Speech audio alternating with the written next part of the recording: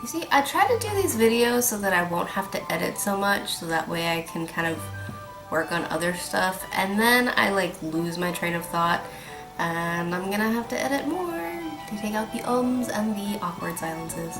Go me!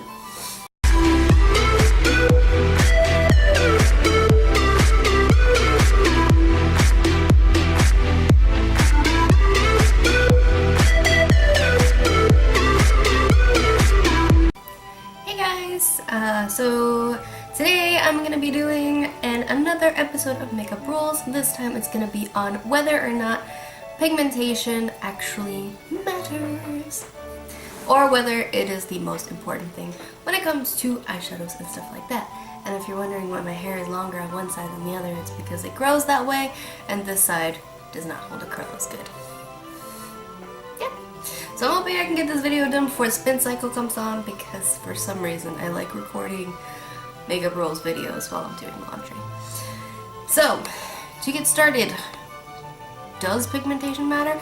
It really depends on what you're doing and what you're trying to kind of get out of the thing that you are working with. So, if it's like an eyeshadow, generally people seem to think if it's not as pigmented that it's not as good of a product, which sometimes is true, but for me personally, when I'm looking at whether or not a shadow is good, pigmentation is one of the things on the list, but it's not the end all be all, because you know, sometimes you don't want something to be super like boom color. You would rather have something that you can build up, you can have a little more control over. That's my personal take on that. This is really bothering me. Let's just pretend that it's that, whatever. A little extra today. But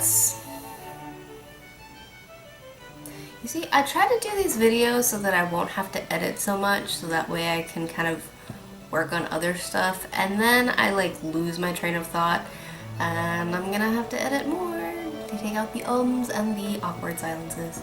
Go me! But, like, with the Makeup Forever, I believe that card, the Artist Eyeshadow or something like that, a lot of their shadows are buildable, which is kind of a good thing, especially when you're doing something with, like, really dark blue or something like that. You don't always necessarily want straight blue, just, you know?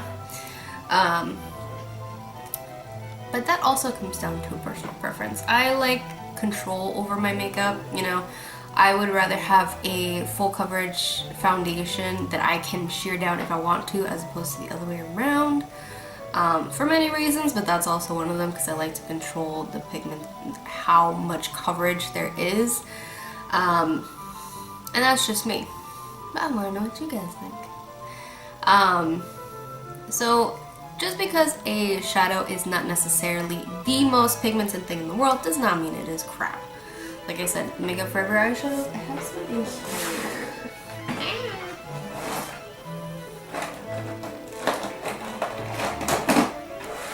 These, I got at Gen Beauty a couple years ago, and I have to buy some more because I really like them. But these, hopefully that looks, this is supposed to be a pink. Hopefully it looks like that. I can't tell. But these, they're not, especially that purple, it's really nice because you can build up the color. You don't have to worry so much, and it, like I said, it gives you more control, so you can kind of blend everything out nicely. And if you want just darkness of the color in the crease, you can add that, if everything else more diffused.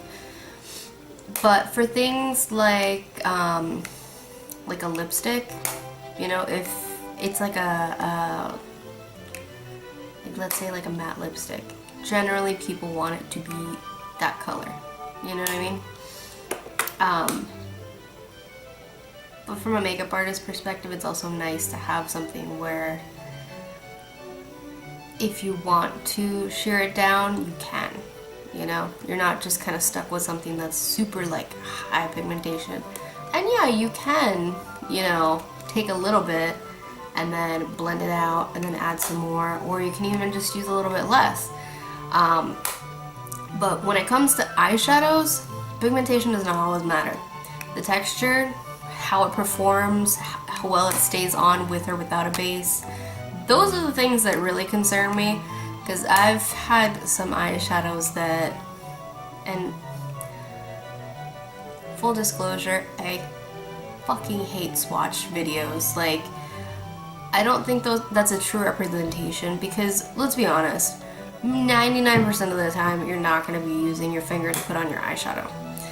So, and I know it would be more difficult to do swatch videos on the eyes just because that is very straining, but until you actually put something on the eye, a swatch video is not exactly the most telling, especially when it comes to how it's going to wear throughout the day.